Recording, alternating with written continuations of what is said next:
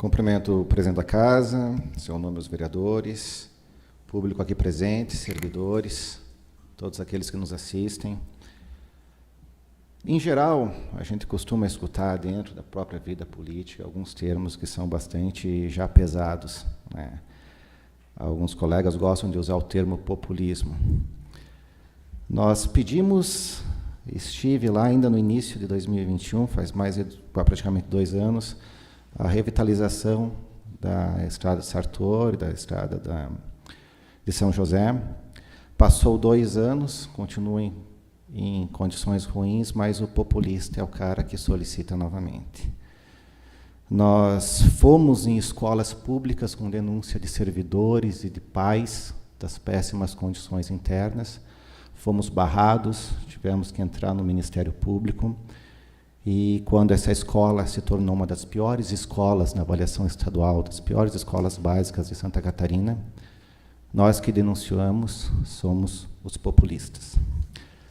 Quando nós, no início do mandato passado, praticamente todos os vereadores pediram a revitalização das escadarias, porque existe uma população significativa que precisa delas, que os moradores dos seus entornos precisam de segurança, e passam-se mais de 2 anos, voltamos a solicitar, nós somos os populistas.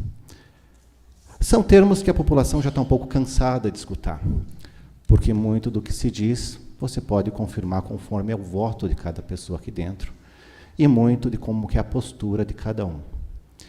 E isso eu não preciso dizer quem realmente é populista e quem não é. Nós estamos entrando nessa casa com um projeto bastante importante. Como dito pela colega, o problema do Imprevide, ele não é de hoje.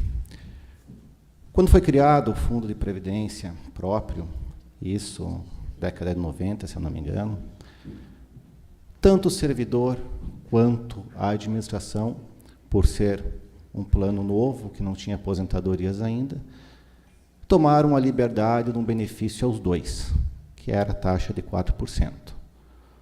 O servidor contribuía com menos do que era, inclusive, o plano de previdência geral, e a administração poderia pagar só 4%, sem a necessidade de fazer um planejamento futuro.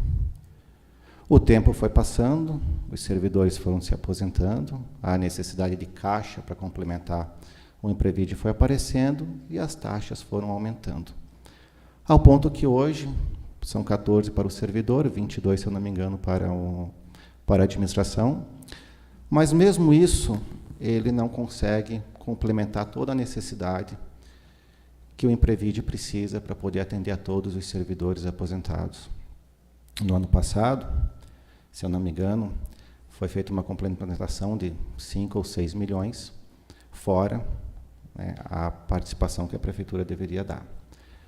A questão que a gente vai viver, que a gente vai debater muito daqui para frente, é até que ponto o servidor, mesmo eu, muitos aqui me conhecem, que tenho o conhecimento da necessidade de se fazer reformas, e se reformas fossem boas, não teriam esse nome, e mesmo sabendo e reconhecendo que para o município, para os investimentos municipais futuros, é necessário fazer uma reforma. Eu gostaria de citar alguns dados com relação aos investimentos próprios do município.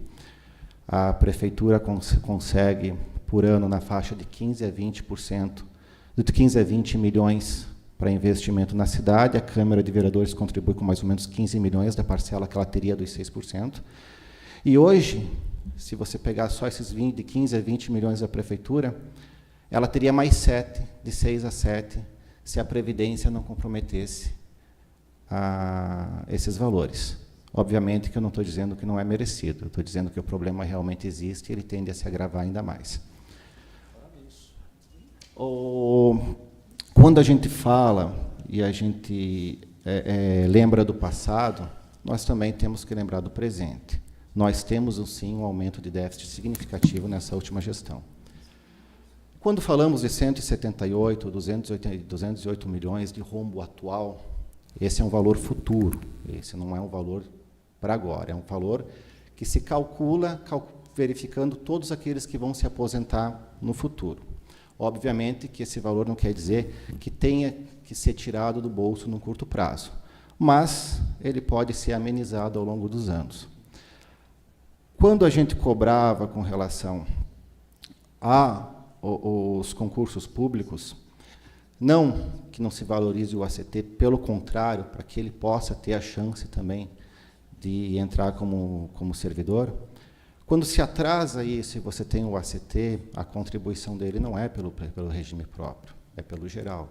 Se você tem 100 ACTs, ele está contribuindo pelo INSS e não pelo regime próprio. O que acontece? O regime próprio não recebe e deixa de ter a participação dessas pessoas no futuro. Com a entrada dos servidores, dessa nova leva de concurso, a gente vai e prevê uma queda significativa nesse rombo de quase 200 milhões. Mas, falando dos aspectos históricos e financeiros, o que vai ser debatido aqui é qual a contribuição justa que os servidores vão fazer com a reforma. Até que ponto a administração, o legislativo, vai julgar que o servidor deva carregar esse peso. Eu achei, e gostaria muito de elogiar o pessoal, o Leandro, o Fabiano, do sindicato, porque eu considerei a proposta do sindicato justa, realista, praticável. Obviamente que se eu fosse servidor e tivesse para me aposentar daqui a 1 ou 2 anos e eu olhasse para uma nova previdência e visse que na proposta, por exemplo, do sindicato seriam mais 4, eu já me sentiria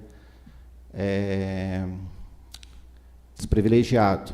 Mas o sindicato fez a sua proposta, eu achei ela justa, achei coerente, achei praticável, e eu acho que ela define um meio termo entre aquilo que a gente pode fazer e as pessoas que a gente não precisa punir. Então, como dito aqui, o projeto está entrando na casa. Gostaria que vocês, se possível, analisassem o projeto, lessem ele, vissem quais são os pontos que mais chocam. Por quê? Servidores aqui, dentro dos vereadores, são poucos.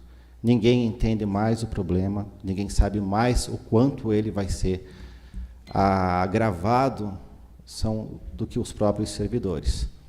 E cada caso, obviamente, é um caso, algumas pessoas vão se sentir mais ou menos lesadas, mas a reforma ela tem que ser feita, ela é necessária, mas, ao mesmo tempo, não cabe ao servidor carregar nas costas todas as mudanças e todos os custos de um processo que já vem errado desde a sua formação e que foi, ao longo de vários anos, por vários administradores, empurrado, de certa forma, acreditando que um dia, talvez por uma mágica, tudo isso se resolvesse.